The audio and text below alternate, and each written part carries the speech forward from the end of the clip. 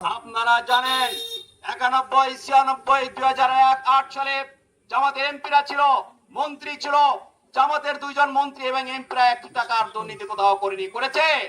জামাত ইসলামী পারবে বাংলাদেশকে দুর্নীতি মুক্ত করতে, কারণ তারা বিশ্বাস করে ইহকালীন জগৎ শেষ না, মৃত্যুর পর আরেকটি জগৎ আছে।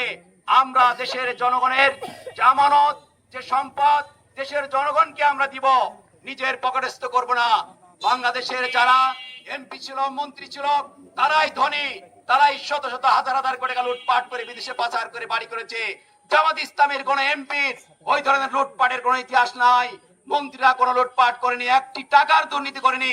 যদি আপনারা দেখাতে পারবেন আমাদের মন্ত্রী মৌলানা মতিউর রহমান নিজামী, মুজাহিদ সাহেব মন্ত্রী ছিল, 1 টাকার দুর্নীতি কোথাও তারা করেনি, কোনো প্রমাণ নাই। আমাদের দেশে 2007-8 সালে যে যৌথ বাহিনী ছিল, দুদক ছিল, টিআইবি ছিল, সার্চ লাইটে খুঁজেছে, 1 টাকা দুর্নীতি পায়নি। আমাদের এই জন্য প্রথম কমিটমেন্ট, জাতি ধর্ম বর্ণ নির্বিশেষে আমাদের দেশকে আমরা সুন্দর করতে চাই, দুর্নীতি মুক্ত করতে চাই, মানবিক বাংলাদেশ করতে চাই। আমাদের দেশে আমরা চাঁদাবাজি বন্ধ করতে চাই, সন্ত্রাস বন্ধ করতে চাই, হত্যা রাজনীতি খুন বন্ধ করতে চাই, ঘুষ বন্ধ করতে চাই।